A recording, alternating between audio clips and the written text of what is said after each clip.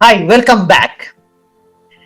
In this video, I'm going to discuss with you on a very important topic. And the topic is English a language or a skill in India? Yes, you have heard it right. इस particular video में हम discuss करने जा रहे हैं कि English India के अंदर में एक लैंग्वेज है या एक skill. If you ask me personally, I would say that in India, Sri Lanka, Nepal, Pakistan और ऐसे हर कंट्री में जहां इंग्लिश एज अ लैंग्वेज नहीं बोली जाती है, उन सारे कंट्रीज के अंदर में इंग्लिश लैंग्वेज नहीं बल्कि एक स्किल है. इंग्लिश आपके लिए लैंग्वेज जब आप घर में अपने फैमिली मेंबर्स के साथ इंग्लिश में बात करते हो, अपने दोस्तों से आप इंग्लिश बात करते हो. लेकिन अगर आप इंग्लिश को सिर्फ और सिर्फ प्रोफेशनली यूज करते हैं, it means English is not a language for you, rather it's a skill for you.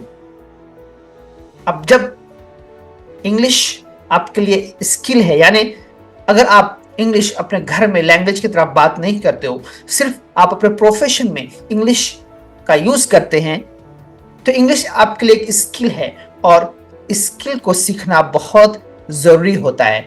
Language तो आप लोगों से सुनकर और प्रैक्टिस करके आप सीख जाते हो. आपने बहुत लोगों से सुना होगा, यार इंग्लिश आप सुनो और लोगों से बात करो, आप इंग्लिश बोलना सीख जाओगे. इंग्लिश लैंग्वेज सीख जाओगे लोगों से सुनकर या प्रैक्टिस करके. लेकिन आप English as a skill use करना चाहते हैं, तो remember that skill can make you a fortune. अगर इंग्लिश आप सही से एज ए स्किल अपने प्रोफेशन में, अपने प्रोफेशनल और सोशल लाइफ में यूज करना आप सीख गए, I promise you, you will make a fortune. जी हाँ, क्योंकि इंडिया में English as a skill use होता है. फिर इस स्किल को आप डेवलप कैसे करेंगे? सबसे पहले आपको जो ग्रामर है, जो मेन ग्रामर है जो हम डे टू डे लाइफ में यूज करते हैं, आपको उस ग्रामर को फिक्स करना पड़ेगा, यानी आपको सही करना पड़ेगा. You have to get the grammar that is used in our day to life, उसे आपको सही करना पड़ेगा. फिर आपको हर रोज एटलीस्ट 1 पेज, जो बुक आपको इंटरेस्ट देती है, जो बुक आपको अच्छा लगता है, आप हर रोज 1 पेज जरूर पढ़िए. And at least 10 minutes listen to English speech, या फिर कोई लोग इंग्लिश में बात कर रहे हो, आप उसे सुनिए. इन today's age, it's very simple. You have YouTube. You can go, you can find out the topic, what you like. You can find out a speaker who do you like and listen to it. Number 3, you write 1 page English every day. And number 4, you have to use it. What you are learning, you use it with someone. Because remember that there are 3 stages of achieving something. The very first thing, when you learn something, right, the very first stage is of understanding. So when you understand something, जब आप कोई चीज सीखते हो और उसे समझते हो, इट गिव्स यू प्लेजर. इससे आपको क्या मिलती है? खुशी मिलती है। वो अब मुझे पता नहीं था, मैं सीख गया। So this gives you a pleasure, right? When you practice a little more, then you acquire that knowledge. This is the second stage, and that's called the acquisition of knowledge. Acquisition of knowledge gives you satisfaction. But remember that with understanding and acquisition will not benefit you in your life. You have to execute it. What you learn, first you have to understand, then acquire and then execute. यानी उसको आप use कीजिए। जब आप use करते हैं, जब उसे अप्लाई करते हैं, then it gives you real benefit. So English as a skill आपको समझना है, उसको अक्वायर करना है और फिर उसको इंप्लीमेंट करना है, and then see your life will never be the same. अब उसको मैंने आपको 4 चीजें बताई। पहले आपको क्या करना है, हर रोज आपको 1 पेज, आपको सबसे पहले ग्रामर सीखना है, ठीक है, दैट्स मैंडेटरी। उसके बाद 4 स्टेजेस आता है। नंबर 1, आपको हर रोज 1 पेज बुक पढ़नी है। नंबर 2, आपको हर रोज 10 मिनट्स किसी अच्छे इंग्लिश स्पीकर को सुनना है और ध्यान से सुनना है। नंबर 3, हर रोज 1 पेज आपको इंग्लिश लिखनी है। आप देख के लिखिए, that's fine, but you have to make sure that you are writing 1 page every single day. And number 4, you have to talk with someone. What you are learning you have to apply. So इन 4 चीज में 2 input है और 2 output है। यानी जब तक input नहीं होगा, आउटपुट भी नहीं होने वाला। So what is input? Reading and listening both are input. The more you will read, the more you will listen to people talking, you are inputting the information in you. That means you are acquiring the knowledge. This is the second stage. The acquisition of knowledge is happening. फिर उसके बाद आपको क्या करना है? Execute करना है, उसे अप्लाई करना है। कब अप्लाई करेंगे? While writing and speaking to someone. So ये चारों चीज इंपॉर्टेंट है, चारों चीज करनी है, राइट? जब आप ये चारों चीज करते हो over period of time, just trust me, do it for 30 days and see what happens.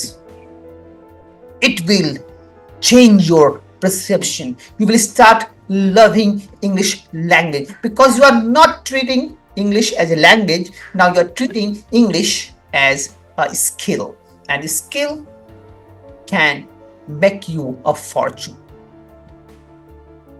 जब 30 day होगा तो आपको you will start feeling good about it. And then what you have to do? Now the real game begins. फिर आपको emotional English की practice करनी है, situational English की प्रैक्टिस करनी है। जो मेन इमोशंस होते हैं उसको एक्सप्रेस करने के लिए जो वोकैबुलरीज की जरूरत होती है, जैसे सेंटेंस की रिक्वायरमेंट होती है, आपको उसकी प्रैक्टिस करनी है। जब आप खुश होते हो तो उस वक्त आप कौन से सेंटेंस एंड कौन सी वोकैबुलरी यूज करेंगे? When you are sad or somebody is sad, then what vocabulary will you use? What kind of sentences you can use in order to express your sorrow? जब आप कामयाब होते हो, then you are at the ecstasy of happiness. So at that time, what word would you use? How you will appreciate someone? What kind of sentences you will use? What vocabulary you will use? So all these emotions you have to be able to express it out. सारे emotions को, आपके सारे जो emotional feelings है, उसको आप कैसे express करेंगे? जब आप इसकी practice करने लगेंगे, then you will become a confident speaker. You will start loving to speak English language. So this is very important. I wanted to share this in this video because I was thinking that Why you are not willing to practice? Because you have to change your mindset. Don't treat English as a language, treat it as a skill which is going to give you multiple benefits in your life, by which you can make lots of money, you can help others, you can gain a good status in society, you can have business across the world. Because if you want to do business in other countries, you have to make sure that you know English for the communication, because different country, different languages are spoken. So that's why English is very important. I hope this video gave you a clarity that why you will work hard in order to learn English. आप क्यों English सीखेंगे और क्यों English की practice करेंगे, right? Now I have given you just an idea. अगर आप चाहते हैं कि आप इंग्लिश के बहुत अच्छे कम्युनिकेटर और स्पीकर बने, तो इस चैनल को आप सब्सक्राइब कीजिए और बेल आइकन को भी हिट कीजिए, क्योंकि मैं इस चैनल पे अच्छे इंग्लिश के टिप्स दूंगा and I will give you the real time example as well. मैं ये भी बताऊंगा कि कैसे इमोशनली आपको एक्सप्रेस करना है, कैसे आप अपने वोकैबुलरीज को इनरिच करेंगे, कैसे आप अपने इंग्लिश को बेहतर करेंगे, कैसे आप अपने इंग्लिश को इनरिच करेंगे, कैसे आप अपने लिसनर को इन लाइफ करेंगे, आप कैसे अपने ग्रामर को इंप्रूव करेंगे. And I will also give you the powerful tips on communication, public speaking. So you will rock as a communicator. You will be able to impress and influence people in your profession, in your office, in your work. You will be able to impress your client. You will be able to ask quality questions to your customers in order to acquire them. Your life will change as far as communication and English is concerned. So keep watching. I catch you next video. Thank you very much. Take care. Bye bye.